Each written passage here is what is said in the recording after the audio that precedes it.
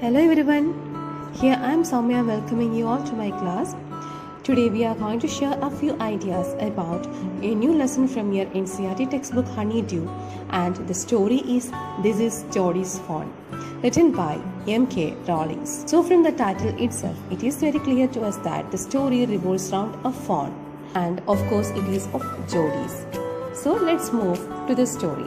Here the lesson begins with Jody being unable to keep the fawn out of his mind. He expresses his concern to his father, Penny Baxter, who was resting as he had just been saved from death. He was bitten by a snake and they killed a doe to use its heart and liver to extract poison out of his father. And the doe had a fawn, and Jody was worried about that fawn. He wanted to bring it home and raise it. Next, Jody wants to convince his mother. He convinces his mother about the same, who at first is reluctant, but on hearing the views of Melville and Doc Wilson, who were the friends of his father, and she agrees to let Jody to bring it home. She was okay with it if Jody would give it his share of milk, as they had nothing else to feed the fawn.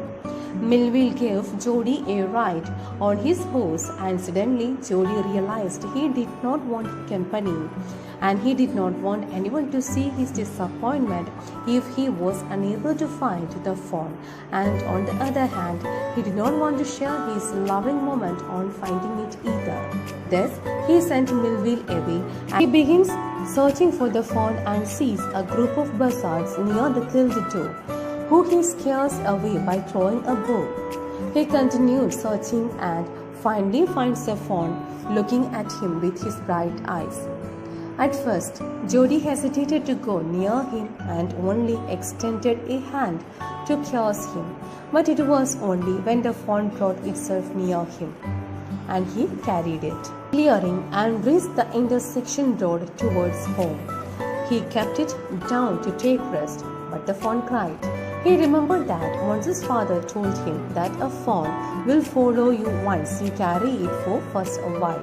On the way home, he carried it for some time and let it follow him for a while. Then they finally reached home, and Jody wanted to show his father that the fawn followed him, but the fawn refused to climb the stairs. He carried it up the steps, and his father could see Jody's happiness through his bright eyes.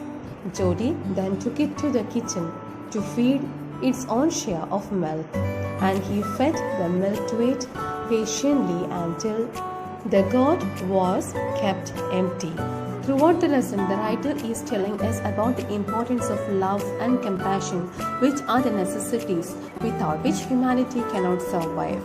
And a true compassion, which doesn't mean to feel on another's pain, but also being moved to help others. And Jody is emotionally preoccupied with the fawn, whose mother had to be killed to save his father's life. And he wonders what will happen to the little fawn left without a mother. The story highlights the values such as love, care, justice, and concern for a living being. I hope you all understood. Thank you all.